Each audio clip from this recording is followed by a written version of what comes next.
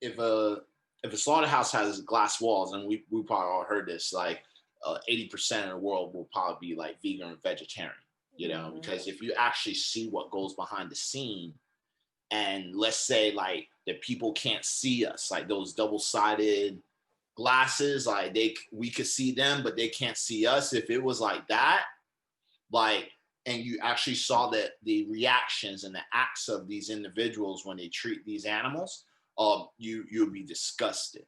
And it's just like, for example, like if I asked the audience, like if you saw me walk around the street and I just started drop kicking dogs in the head, what would you feel?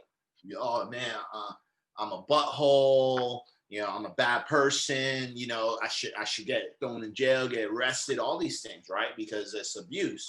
So what's the difference when that happens to a cow, pig, chicken?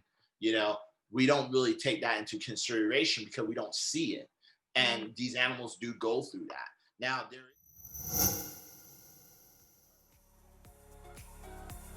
On the Healthy Human Revolution podcast, Dr. Lori Marbas interviews nutrition and lifestyle medicine experts and extraordinary guests whose informative and inspiring stories will empower you with the knowledge to transform your life and health.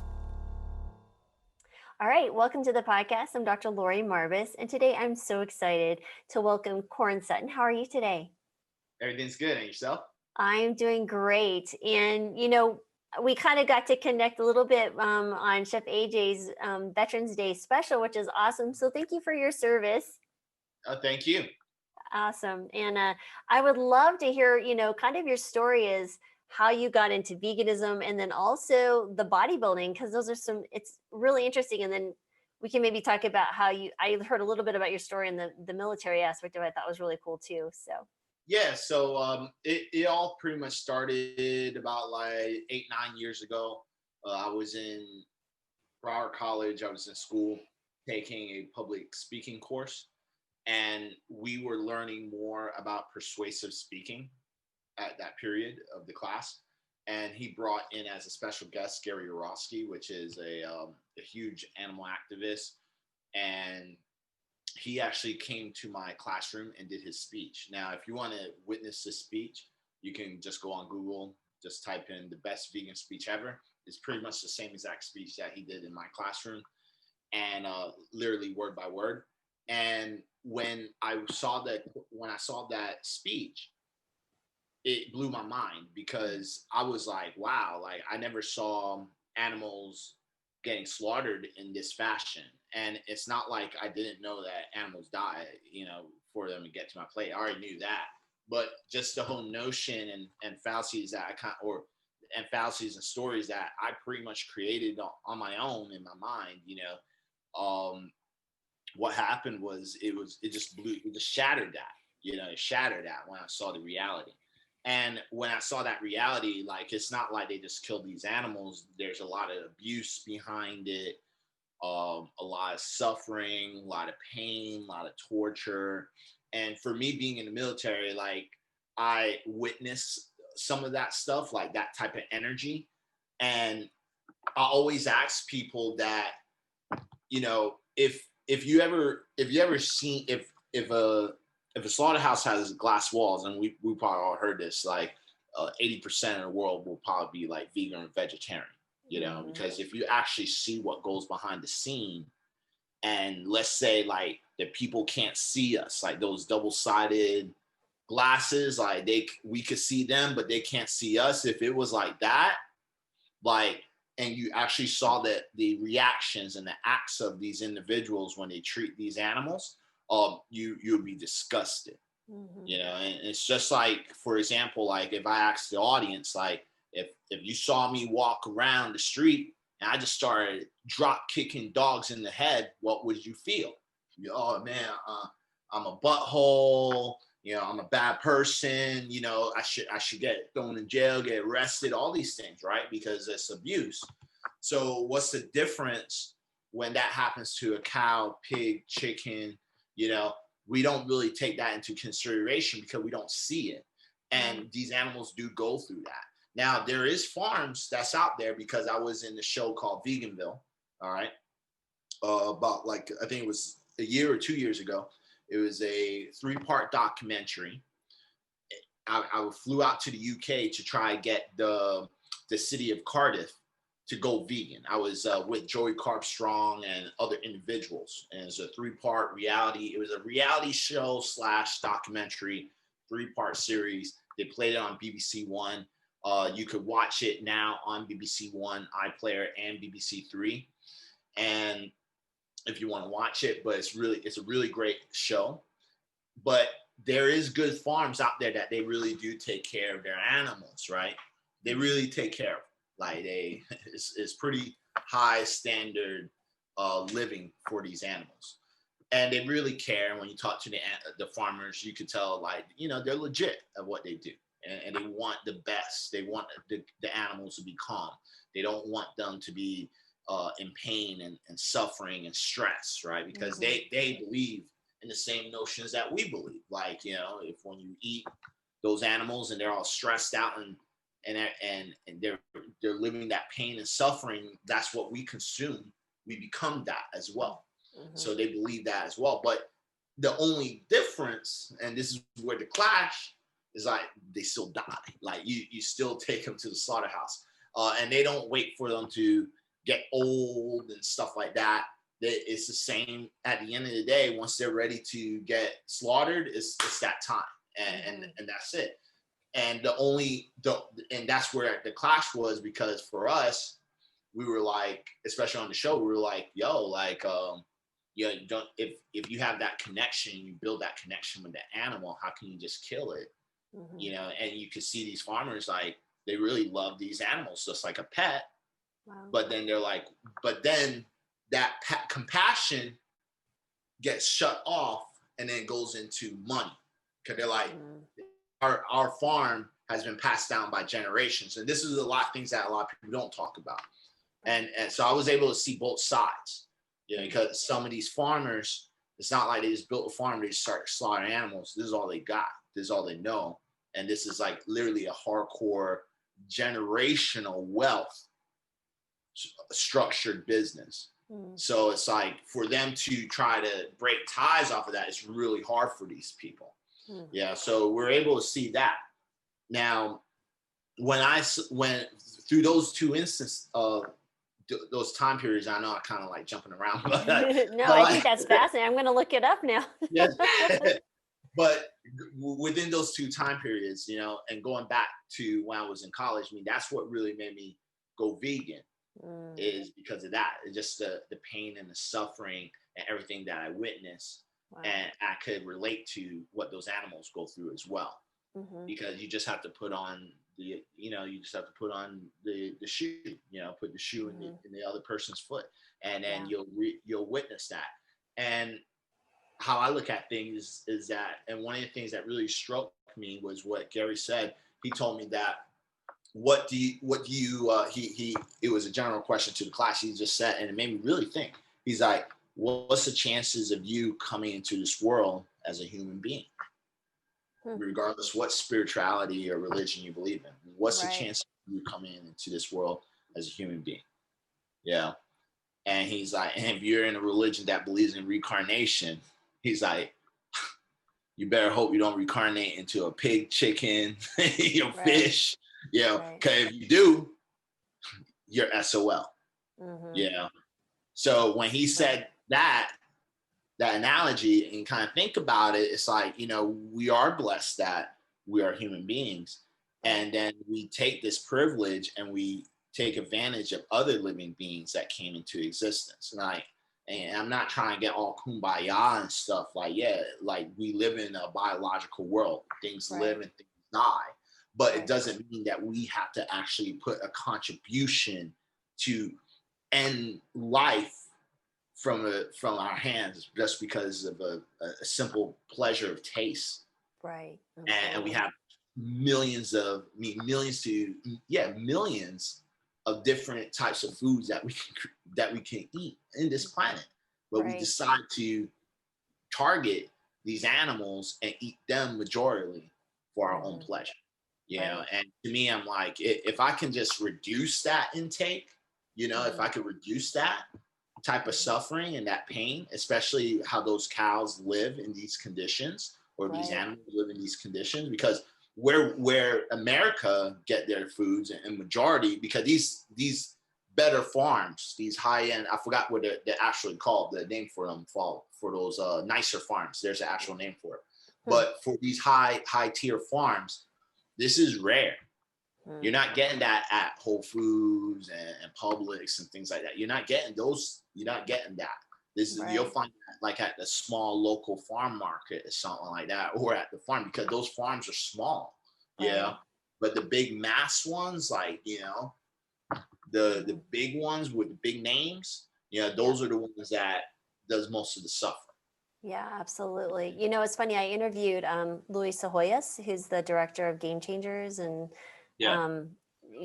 and Racing to Extinction, and we talked a little bit about his time that he was filming something, and there was a cow that was being slaughtered, and literally connected eye to eye, and there was tears rolling down the face of this cow, and I just that visualization really brought home a really interesting point. And you know, they're beings that suffer and have, you know, emotions. Even we can see it with our own pets, you know. So it's interesting that speciesism that I can't remember the author's name, but she speaks to about how we've built these walls. Either they're handed down and that's how we grow up. We don't think about that there's something other than what we've always learned. And so that's really, it's interesting to talk to people on their journey of evolution of understanding it. Because I went vegan because of, you know, I had a patient do really well on a plant-based diet, but then over the years, it was also about 8 or 9 years ago, over the years, you start seeing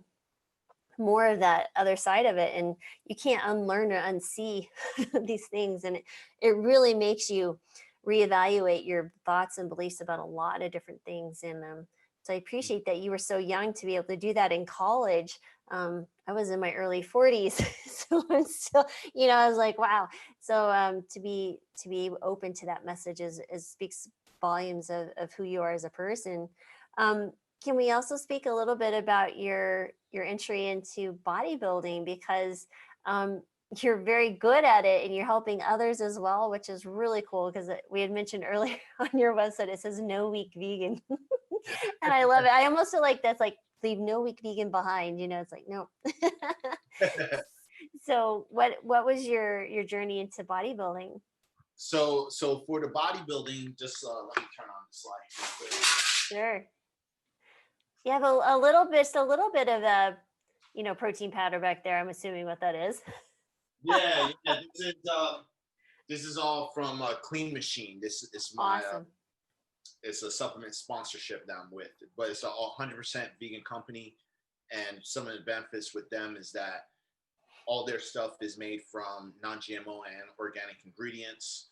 Cool. Everything's made from whole foods. There's no chemicals, fillers, or artificial flavors. So that's why I take them. But they have like protein, ahi flour, cell block 80, and some BCAAs, which is really great. Cool. Awesome. But with where were we? You're going to share about your entry into the bodybuilding world. Okay, bodybuilding. Yeah. So with the bodybuilding, how that worked out was pretty much I was already vegan. I was vegan for about a good year.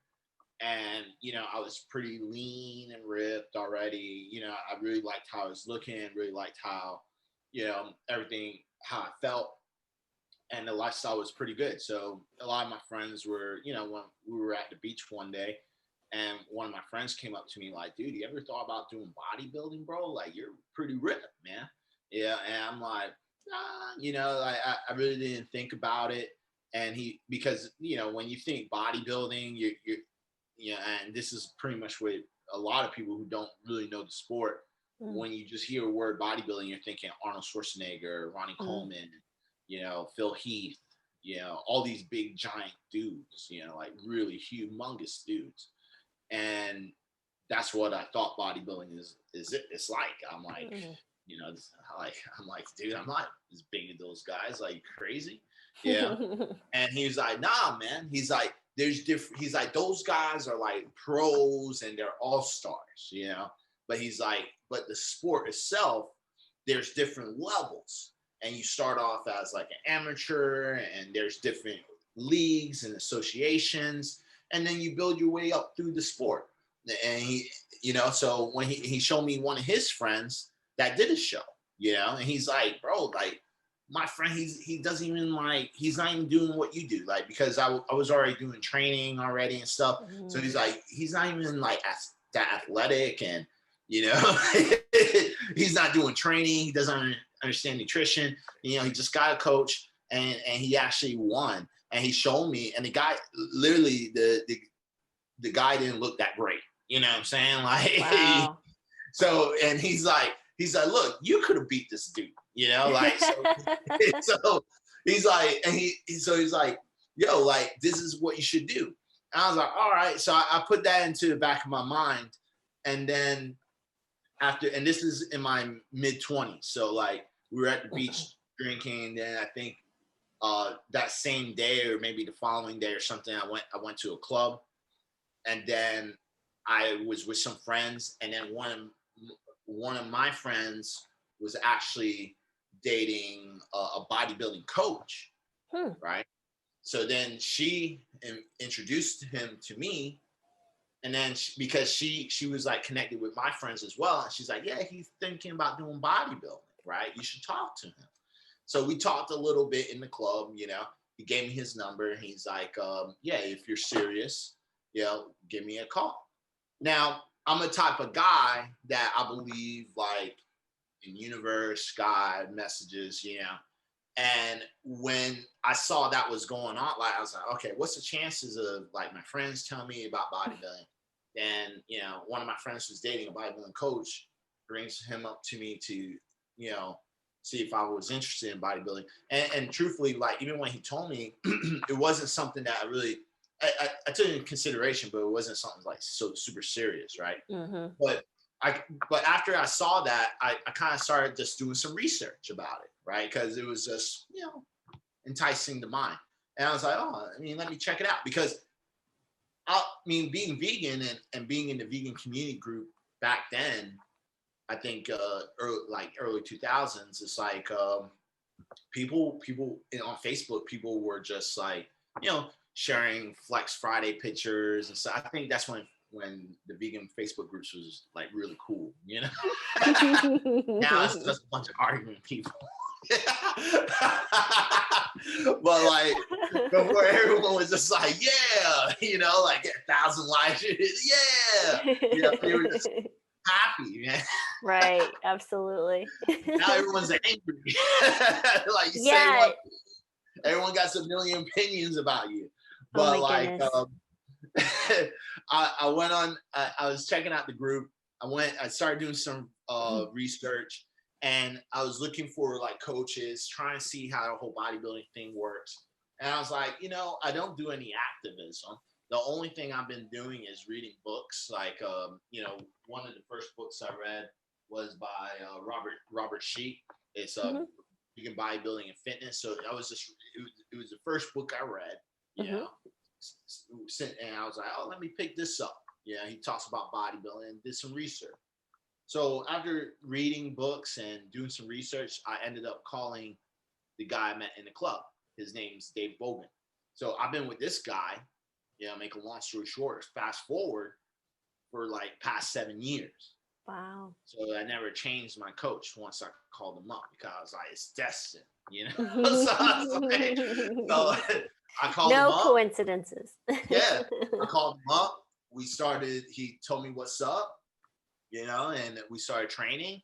And I was like, and I told him everything because he's not vegan, even as long as I've been vegan, and I'm one of his best clients. He's still just really? Yeah. Oh no.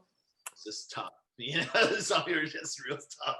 But I had conversations. He followed me. Some people are just tough. But anyways, I told him what the goal was. I was like, yeah, I want to inspire vegans, and I think it'd be cool for my business and something better to do with my life, because, at that time I was like, all I did was go out and party and stuff like that. And I wanted to improve my lifestyle too. So, getting involved with a sport that, it's really not required it's not recommended for you to drink in part. Yeah, so it's not recommended for you to, like, especially if you want to be the best. Yeah, if you want to be the best or do very well, it's highly recommended to drop the alcohol, start going to bed early, no late nights, things like that. Like, really, really put in the work and really, really put 100% into yourself, right? So when I started doing that, I started changing my lifestyle, started training for my first show. And then after my first show, I won second place. I threw it in the Facebook group in Vegan Bodybuilding Fitness. Mad people were inspired. Awesome. Like, a lot of people were like, yo, are you crazy? That's crazy. That's nuts. Seriously? You won second place? First show?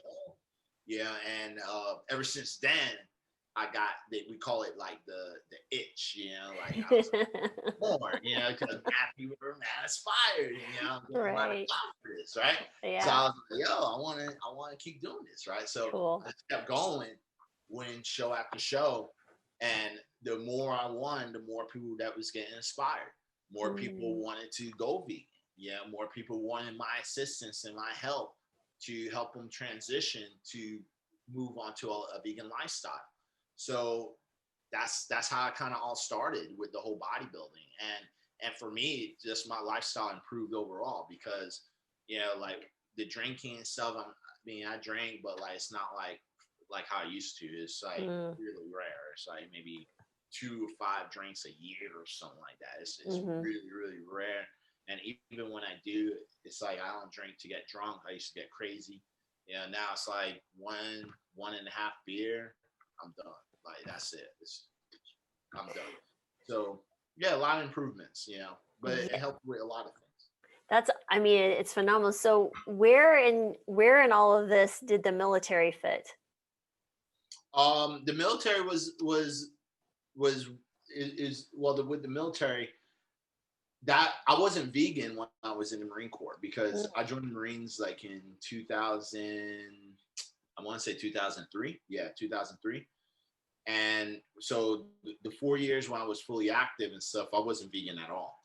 And then I think I got out in 2007, and then 2008 to 8, 9, 10, 11, 12. Yeah, 2012, I was in the Navy in the Navy Reserves. So I started the whole vegan stuff, like, I want to say somewhere around 2011, 2012, like somewhere around that year.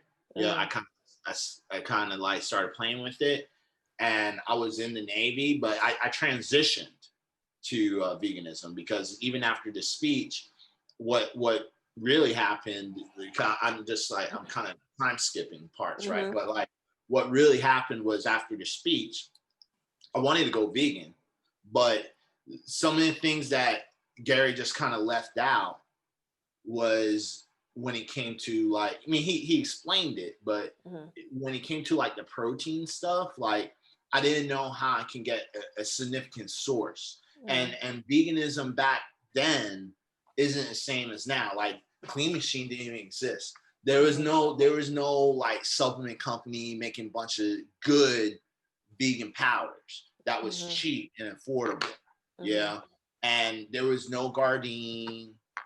There was no Field Roast. A lot of these good places were gone. Vegan restaurants, non-existent, like.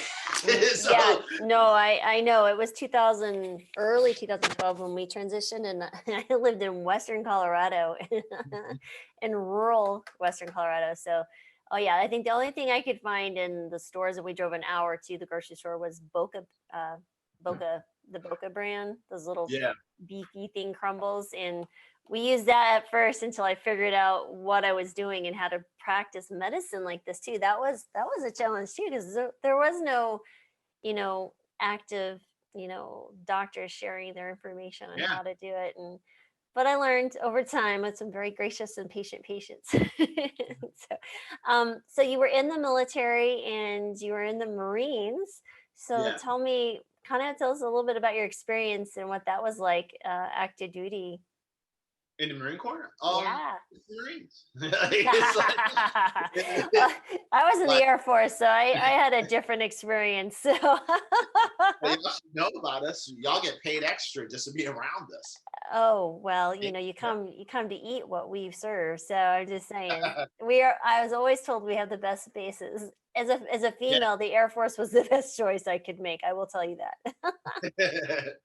Yeah, I mean, with the Marine Corps, it was I had a fun time. I mean, I had a good time. Like I can't sit back and say like it was horrible. I mean, I definitely learned a lot from being in the Marine Corps. I deployed to Operation Iraqi Freedom 3 and 4. Like I think out of the whole thing, that part was a game changer. Like that thing was like, that's why with me and war and violence, like I'm like, people don't need to fight and get to that type of level of violence, because it gets nasty. Yeah. And like it's I don't even know how to explain it. And even if I explain it, you think I'm talking through a horror film or something. It's crazy what people can do to each other and what people want to do. When people want to kill you, they want to kill you. It's not a joke. Yep. Yeah, people don't like you and they just want you out of your country and they want to kill you. You know, they really want to. There are a lot of close calls. You know, been in many convoys where shit happens. You know, it's not cool. And the type of war that I was fighting, it wasn't like the what we called it, the rules of engagement, not the rules of engagement. You just didn't know who your enemy was because they were hiding. Yeah, but the how it was over there, especially during that time period, I think that was in 2000. I want to say 2005, 2006. Yep. In that time period, the Iraqis weren't really the enemy guys, right? They weren't really attacking infantrymen. Like they were attacking them, but they weren't going head on with them.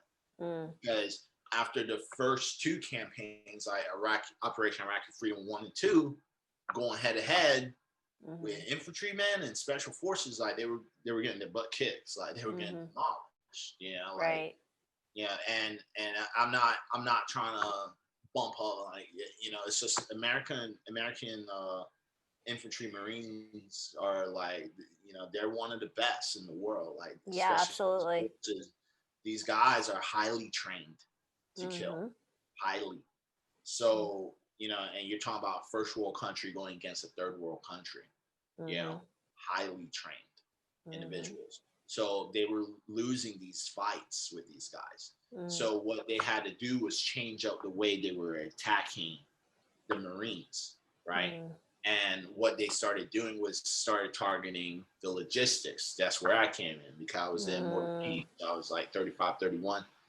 And when it came to that, and if y'all know what logistics is like, we're truck drivers, like we're carrying equipment, personnel, ammunition.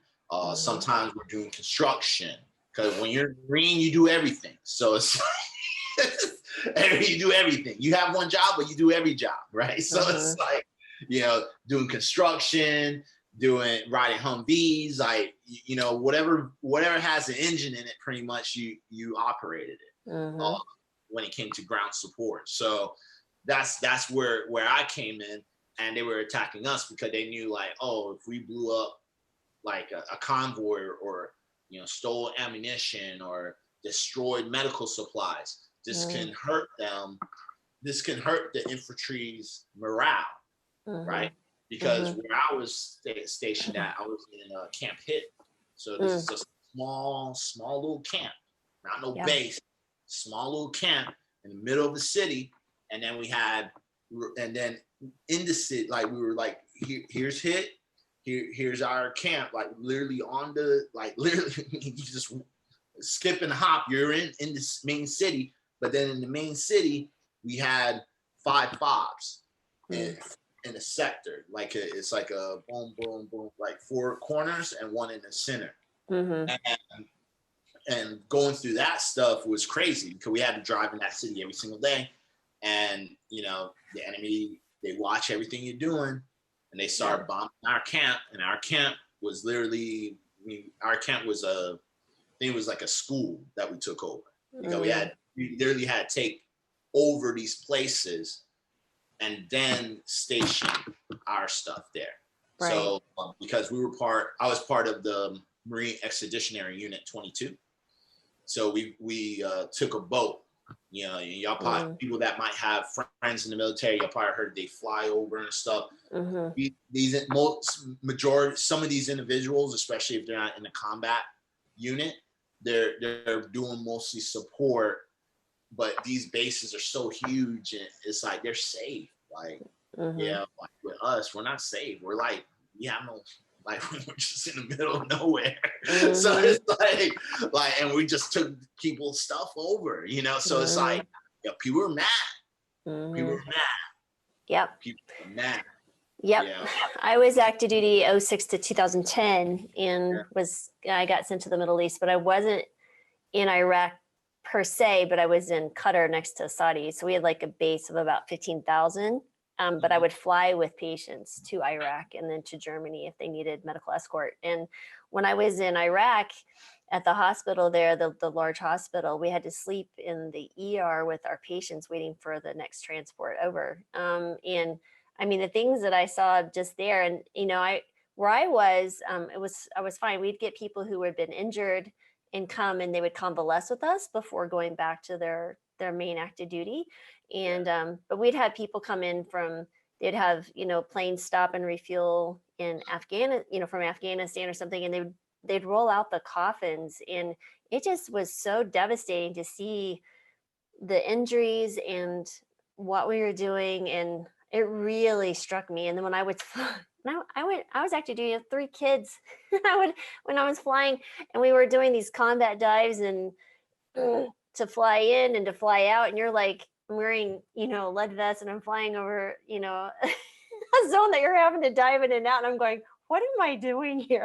I'm a mom with 3 kids. I need to go back home. And I'm like, I didn't even, you know, the mission just, it didn't gel with me. And not that I think the most amazing people I ever met were in the military, and I totally respect that. And I'm so glad that I served my country, but I really felt disconnected to what I was doing. And I was the only female, and as a physician, and that was really interesting too, because there were rapes on the campus that I had to do exams on, and I had to go to court after I got back home, and some really crazy stuff. And it was just too much. And I was like 4 years, and I did 4 years in active reserve. I didn't do reserves, but it was a really interesting time. It changes you as a person. I agree. It's tough. You're just like, okay. And I think that's one of the reasons why, like, you know, because, like, you know, some people ask me about like ex-vegans, right? And like, I'm doing a little segue with these ex-vegans, but like, it's like, some people. Well, it's an interesting topic, though, actually. Yeah, some people ask me like, what do you think about ex-vegans? And I'm like, they were never vegan, because see, the thing is like how I look at it, and it's nothing against them, but how I feel is 2 things. One, a lot of people never experience that type of violence themselves. So it's easy to walk away from something that you know, if or disregard a moral relief, you know, a moral aspect, you know. Right. So it's really easy to just like throw it away. I started getting pimples. I'm not going to be vegan anymore. Like, it's very easy to switch. Right. And for me, because I was in the military, it's like, people say like labels don't matter, right? I think they do, because when you have a label on you, it's something that you truly believe in. Yeah. And it's like, and I understand the label thing, you know, I understand the whole label analogy, but like, some people take it to a different place with that. You know, like, you know, I don't want to label myself. No, you just don't want to be judged. That's what it is. Yeah, because you don't have the audacity to speak up and stick with what you said that you wanted to do. Yeah. Well, they're not living in line with their values obviously aren't in line with what they're projecting, right? So they're obviously, they don't have any problem with that discourse or that those two things meeting and congealing, that you're exactly right. They're being dishonest either with themselves or certainly with everyone else. So it's easy to walk away. It's like, as a for me as a mom, it's, one of my most precious jobs, wonderful blessings. My kids are adults now, but I think about that as like, I could never not tell someone I'm not a mother and act like in that fashion. So, because I just couldn't imagine not doing it. But you come to the same way when it comes to, the ethical side of veganism is literally that you consider that the same, you know what I mean? It's like, this is really to your core of who you are as a human and compassion.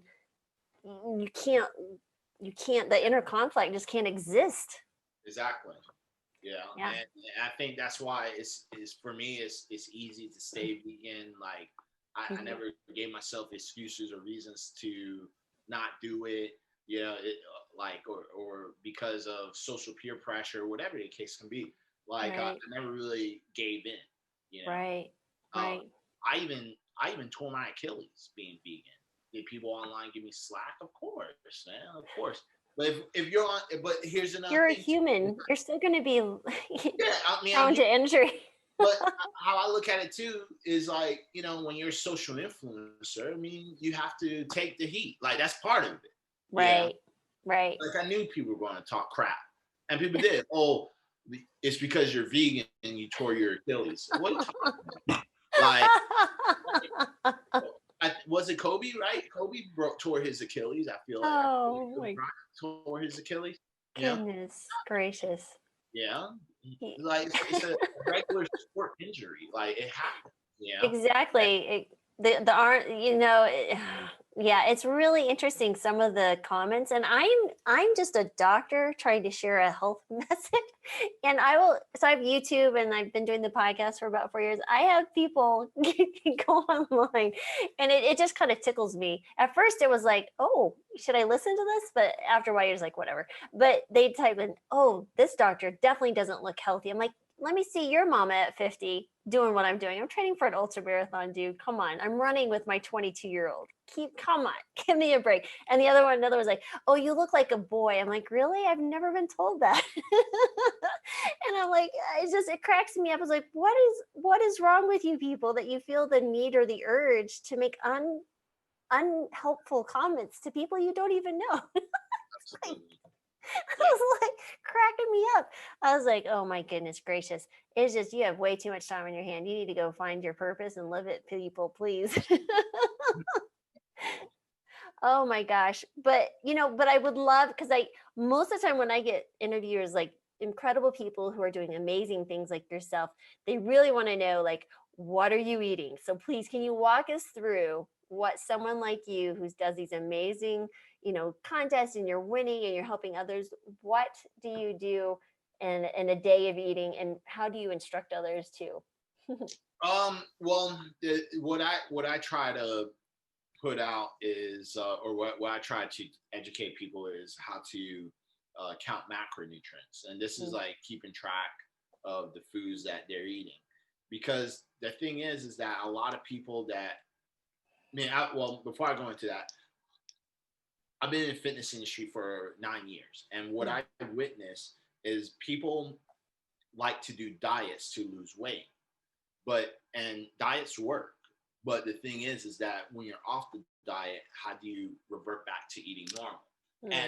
And then another thing is that the normal, eating back normal, isn't normal. That's the big part.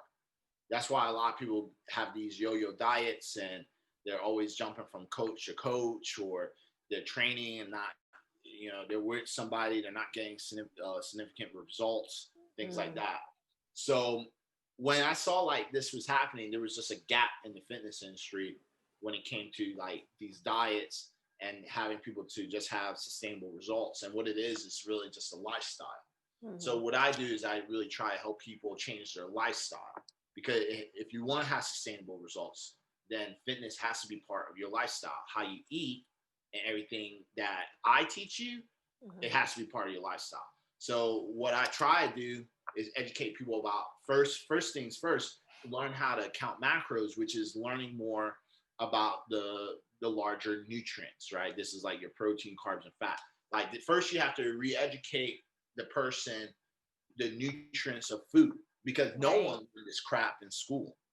No one. And doctors included pyramid, in medical school. It doesn't matter the education the level. pyramid that you learned Oh from my kindergarten gosh. all the way through college, because in my mind, I don't know if I'm crazy, but I felt like every health class I ever did was the same.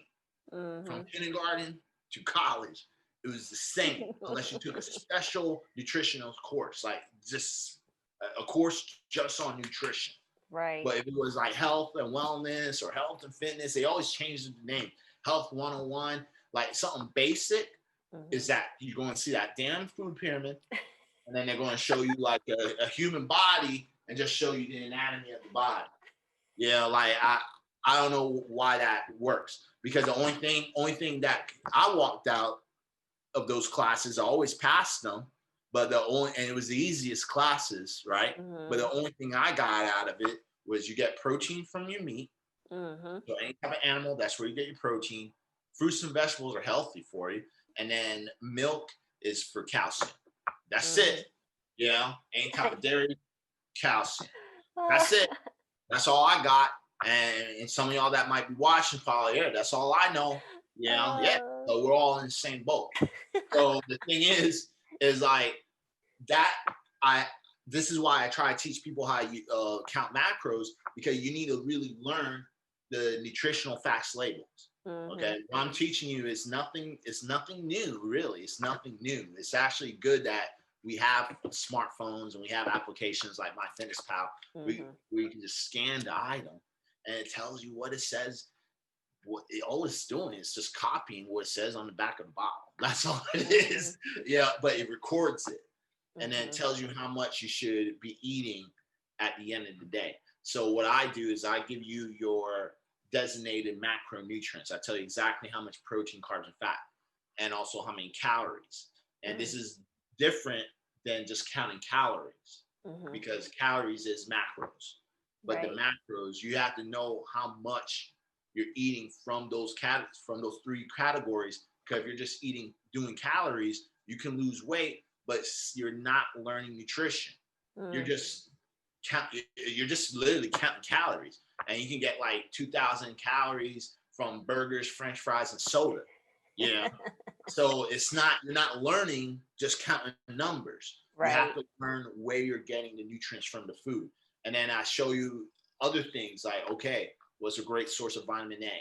All right, vitamin A is good for like your skin, good for your, health, your immune system, like vitamin C, vitamin K. So I try to show them all these things about vitamins and minerals, so people can actually learn. So when they're more, when you learn more about the foods that you're actually eating than just saying, well, an apple a day keeps the doctor away. Nah, fool. Kale, bro. That's way powerful than an apple. Yeah, that'll keep everything away. Kale's a superfood. That thing's crazy how many minerals and vitamins and minerals it has, right? But if you start learning more about what's in the foods, then you'll start tearing your habits. You start breaking these bad habits. You stop eating some of these foods that you're already eating now. Like when it comes to fast food restaurants, I barely go. It's not just because it's junk food. It's not because of that. It's because when you learn more about the nutrients, there's no nutrients in those foods. You're not getting a lot of nutrients. They're more calorically dense, but they're not nutrient dense. See? And you need the vitamins and minerals because this helps support like how your body actually functions. So like when you're not getting those type of foods, your body can still break down and still be exposed for infection. It doesn't matter how. That's why I always talk about calorie counting. I'm like, there's people who's probably ripped looking at calorie counting, and they're eating at Denny's, Burger King, McDonald's, all the stuff, but then they're always getting sick all the time every 3 months. Right. Why is that? Because there's no nutrients. Exactly. Yeah, it's enough to change the body and how it looks, but it's not fixing how the body operates from the inside. Yeah. So that's what I try to teach people. And then the more you learn, then naturally you're going to stay away from it, because it's like, now you know. Now it's not just basic. Because I feel like when you make it information too basic, we don't take it too seriously, because we don't know the extreme ends of how serious it is. You know? So like, but once you learn more, then you start changing those habits. Like you're like, oh, like then going to Burger King, let's go to a vegan restaurant. Then going to another vegan restaurant that just sells burgers and fries, like even with vegan restaurants, and selling vegan restaurant just burgers and fries. Let's go to a vegan restaurant that serves more whole foods, beans, lentils, tofu, you know, some good salad, things like that, so we can get a lot of nutrients. And then you start really balancing when it comes to these fast food restaurants, the vegan junk foods. You really know how to control yourself. You know, it's like you're not just gonna slam like tons of cake and ice cream. Like you might just get a chocolate. Like me, I got like a chocolate muffin, but everything else was whole foods. So as far as like I'm working with patients every single day on diabetes and hypertension and obesity and all sorts of stuff. But I also have some elite athletes that I work with, which is really fun. However, when you have people who come to you and let's say they have a significant amount of weight to lose, but they're majority of these people have some type of food addiction or food compulsions and cravings. So it may be a matter of education helps along that way, but they still have these habits are emotionally driven. So how do you help break those real struggles? Like there's some crazy stuff I hear people do. Well, with that's why I do like on my Instagram, I do a lot of these meal prep hack videos, and I actually enrolled into a plant-based cooking school to become a chef.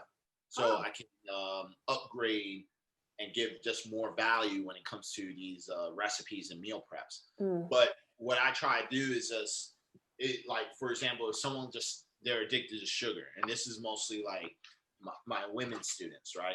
They'll be like, oh, it's that time of the month, you know, like it's just like I get a certain craving, you know. I'm like, all right, cool, I understand. I think every man should go through at least one period just so they understand what that's all about. I'm just saying. And menopause. You got to go through menopause because that's a whole other level. Anyway. And I'm like, I understand, it's cool, you know. So like, just teasing. So what I try to do is I replicate something that's similar, that's gonna mask what they're actually craving. So like, let's say chocolate, right? That's like a big one, right? So it's like, oh, I love chocolate, right? What can I do? How about you try this chocolate avocado pudding that I made? Okay? That sounds very yummy. Yeah, it's super yummy, super healthy, low in fat. Yeah, you get a lot of healthy fats from it too. You know, so and then if you add a little bit of stevia, you get your sweetness from it. You use some cacao, real chocolate, you know, and then versus like artificial chocolate and all that crap, you know, in a candy bar. So do that instead, and you get more food. There's more volume of it. So that's one of the benefits doing more whole foods, because you can get more volume of food versus something that's processed. Processed, again, is calorically dense. Whole foods is more nutrient dense. So more nutrient dense foods, you're going to get more volume of the food. So if you really like chocolate, you're going to have a nice little bowl of chocolate. You're going to get more servings and you know, that satisfaction, like, oh yeah, this is amazing. Versus like, if I tell you, well, count your macros and do the chocolate bar. You know, like, because you could do it that way, but if you're in a caloric deficit and you're trying to lose body fat, trust me, it's not going to be a lot of that bar. It's going to be like a small piece or maybe a quarter piece, and that's it. And I feel like when you do it something like that, it could work, but it doesn't fix, again, the habit. You know, the habit is to disconnect the chocolate bar all overall. Like, you don't need, like, let's pretend candy bars don't exist. Yeah, that's what I try to do. So like, when you want something sweet, you make something that's better for you, and then you're going to get the same satisfaction. Because when you're craving sugar, you're not craving the chocolate bar, You're just craving something that you're lacking. And, You know? and there's two books that you might really enjoy reading or referring your folks to is Tiny Habits by BJ Fogg and The Craving Mind by Dr. Judd Brewer. Both are friends of mine. Okay, it's another level of thinking when you're also guiding people to switch to healthier habits, but it's really cool. That's really, the behavior design is so important with the habits and the Tiny Habits by BJ Fogg, and then The Craving Mind by Dr. Judd Brewer. Very, very good. Yeah, it'll be right up your alley. You'll love it. All right, cool. Yeah, I'll look it up. And so it's really cool. I love that you're also helping them understand that the volume of food changes, and it helps as you feed your body these more nutritious foods, the cravings will kind of sometimes dissolve in many cases. There are, of course, some that are a little, people who struggle a bit with the emotional component of that, and you have to do some other work with that. But that's really important, is understanding you get to eat all this delicious food, it's less calories, you lose weight, and then you help them also with the fitness side on knowing how to start and where to go and how, what to do. So, which is really cool. So how can people find you online if they're interested in working with you? They can find me on Instagram or Facebook. Just type in my name at Korin Sutton. And then you can go to the website as well, which is bodyhdfitness.com. So you can find me there. Mm-hmm. Yeah, and because you have some amazing testimonials too, and lots of women, which I appreciate, because I think some women too, maybe you could address this just real quick, is also, someone like, I can't lift weights, I'll get all bulky. That is not the truth. But can you share what happens is you start lifting weights? What's the body doing and the transformation, and what can people expect? Well, I mean, there's a couple. Well, if we're talking about women and lifting heavy, right, and being afraid, adding muscle. I mean, first of all, it's really hard to add muscle. All right, it takes at least 1 year to put on 10 pounds of body mass, right, body muscle, and this is like for the average person. So it's really hard to really build the muscle, and when it comes to that. Even 10 pounds is a lot, but when you spread it throughout the whole body, it's not that much, especially if you're just starting, especially if you're just starting.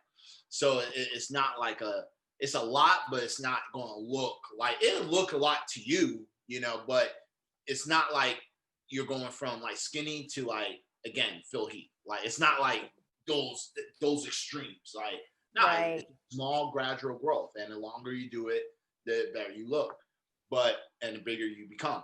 But the thing is that for women though, that's one thing. Another thing is that you can never look like a man, because it's just like you're not producing that much testosterone. You have to produce a lot of testosterone to look like a man. That's why men look like men. So it's like well, and there's the structure is also different. So absolutely. Yeah, structure and stuff like that. Yeah. But that's another thing. But the only time only time when women probably saw a woman look like a dude, and they have a built like a dude, is because they are taking illegal steroids. They're taking some type of hormones and things like that. Right. They're taking a huge dose of it. Yeah. So that's the only way. And even if they're taking a small dose, over time, they will still look like a man. Over time, because what happens is when you take steroids, over time it starts collecting into your system, and then the individual is not going to feel the same effect. So they want to take more. This is why a lot of people get addicted in the fitness industry with steroid use, and they kind of get overdoing it, because it's like you start doing it, and then you're not feeling the effects like it was the first time, and then you have to do these off seasons and cycles, and then you get to this point like it psychologically it messes up these athletes, and they're like, nah, I'm just going to take as much as I want, as long as I want, with no break. Like it just psychologically, and not a lot of people really get out of that cycle, for men and women, But when going back to this, that's the only way, because it literally changes everything. Like, changes your bone structure for the women, it changes the bone structure change like even the jawline. It could be like nice and feminine, and then you're going to get that nice straight sharp jaw, you know. So it does change even how your body looks. So if you're not doing that, then it's not going to happen. So, but some of the benefits though, when it comes to lifting heavy weights, especially for women, is that one of the, I don't know if it's the number one disease or whatever, but I know like one of the problematic diseases for women is osteoporosis, right? So one of the best things to combat that is weight resisting exercises. Because what happens is like when you lift heavy weights, it builds up the bone density. You know, this is this is the fastest way to build up your bones, not drinking milk for calcium. Exactly. It's like lift some weight. Absolutely. Because you've never seen bodybuilders break an arm and stuff. It's like you don't really hear that. They might tear a muscle, or tear a ligament, but not really break a bone. You know, like it's not common, especially in a bodybuilding industry. It's not that common. Well, there's a couple of things that you're exactly right. So when you're stressing, because the bone is a dynamic living organ. And so what happens, you have the osteoclast, osteoblast creating the bone, and then osteoclast, and you need that coming and going. It's calcium regulation in the body. But there's some really interesting stuff. I just read a research paper, and they were talking about the stress when you're lifting and resistance. It turns it into actually like this little electrical current, and it stimulates the osteoblast to build more bone at that moment. And so the more you do it, the more dense you get. And that's really cool. But also when you're lifting weights, you also are stronger, you're more fit, and you're less likely to fall, which is the cause of a lot of these broken hips and different things. And it's best to start as early as possible, because it's, you get to my middle age, it's a different game than when you're 30 versus 50 versus 70. So it's really important. So you're right on, exactly. And with the whole balance and performance and the ability and your mobility, especially when you get older, like you do want to start earlier, because the thing is that you have something called a mind. It's like a mind muscle connection. So you have a lot of nerves that's like from your brain all the way connected, from the spinal cord connected to every single muscle in your body. And the more you train it, the faster the signal reacts. Like when I'm doing this, like even moving my hands, it's like a million, like the speed is like ridiculous, right? It's like it's firing like crazy, right? But the more you do it, and this is why, like, when you train, you want to do a lot of like, you want to do a lot of lifting, but also you want to do a lot of functional training too, like things that keeps you active, more mobile, doing different actions. Because this helps with your mind to process all those moves. And if you don't train it, that's what happens, especially if you get older. Because when you get older, your body wants to get into this preservation mode, right? So like when it starts doing that, if you train high level when you're earlier, it's going to retain a lot of those, because it's like when you do it for such a long time, it's like you master it. It's like riding a bike. Like once you ride it, you it's really hard to forget how to ride. It's like absolutely. It may be 10 years and you could still ride a bike. But you're exactly right. It's really important. And that's where I think the value of young people, right, getting into sports. So when my kids were little, we put them in sports like as soon as they could go. It was hilarious watching 4-year-olds play soccer, but they're learning to move their bodies and teamwork. But those are things that now they're still doing. So like my daughter's almost 27, and then I have a 24-year-old and a 22-year-old. My middle kiddo, Johnny, when he was a kid, he had dyslexia and was bullied, and so he got into lifting weights, and he loves it. So now he's doing like 460. Fun of me, dude. Let me tell you, he's built like this kid is. He's not like you, Rip, but he's a strong kid, and but when I'm sitting there watching him, he's doing 460 pull-ups a day, and I'm like, he's vegan too, and he's vegan. Nobody. I wouldn't mess with him. But now they think it's funny to come and like, well, let's lift up mom and move her somewhere else. I'm like, oh, that's really funny. Put me down. But it's a confidence booster. It's just so good. I mean, it's amazing. It's absolutely incredible. And again, my kids are vegan too, so all three. So it's really, y'all trust me, you'll be fine going vegan. Go vegan. So no weak vegans left behind. Yeah. Oh, well, this is great. Korin, is there any last bit of advice? Because I know we scheduled for an hour and I want to be respectful of your time. Is there any last advice or maybe something you would recommend to someone who's thinking about either, reaching out to you or maybe starting a fitness program of themselves? Yeah. I mean, I always say if you're like thinking about, jumping into fitness or even just transitioning to more of a vegan lifestyle, definitely get help, get professional help.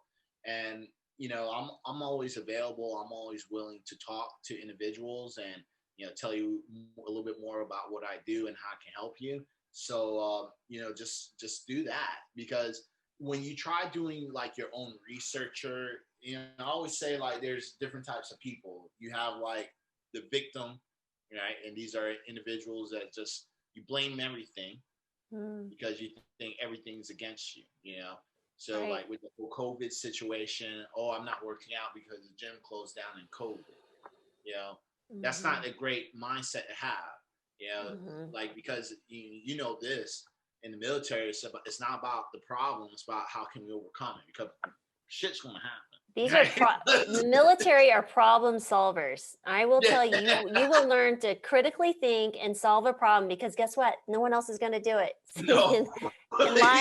Your lives may count on it. Even doctors learn to shoot guns. I was one shot from being an expert. Yeah. And I was like, dude, but if the doctors got guns and shooting, we're in trouble. So I'm just saying, we all need to know how to do everything. But you're exactly right. They're problem solvers. There's a book called The Road Less Traveled by Dr. Scott Peck. He talks so much about, you might love that book, because he talks about the people who have these issues and they blame everyone else. They're really hard to work with. But then there's others who think, oh, everything's my fault. They're a little bit easier to get moving in the right direction. But these who blame others, I can't help you. The Road Less Traveled by Dr. Scott Peck. He has since passed, but it's a really good book. I think every young person should read. I'm always sending my kids these books, like, I need you to read this book. I need you to read this book. I read these books. Yeah, I read it. The audio is really good too, because on Audible, because he's actually reading it and he kind of puts his spin on it. But he was a psychiatrist, and it's really fun. And he talks about parenting, and I'm like, oh God, I'm pretty sure I screwed up my kids in multiple ways. I'm thinking back now, I'm like, dang. But oh well, I figured I did my best. They seem to still like me, so it's okay. But yeah, I think that's you're exactly right. You're exactly right. So I think that's fabulous. And but thank you so much for your time. This was really fun. I love learning about, people who excel like yourself. And thank you for everything you're doing for, the vegan world. And I'm excited to see where you continue to grow and go from there and change lives. It's awesome. All right, cool. Yeah, thank you for having me. I really appreciate it. Thanks for watching, and I hope you enjoyed that video. Before you go though, please hit the subscribe button and the alert button so you will be notified whenever we upload any new videos. On Monday, we upload the Healthy Human Revolution podcast. Now, if you'd rather listen to the podcast, you can find it on all the major platforms, such as iTunes, Google Play, SoundCloud, and even Spotify. On Tuesdays, we upload the Doctor's In. This is where I answer your questions. Thinking of that, could you please comment below any questions you might have about health or wellness, or any topics that you would like me to cover? Now, if you're looking for more resources on how to start a plant-based diet, sustain a plant-based diet, exercise, recipes, anything regarding wellness, we've got you covered. Check out healthyhumanrevolution.com. And again, thanks for watching.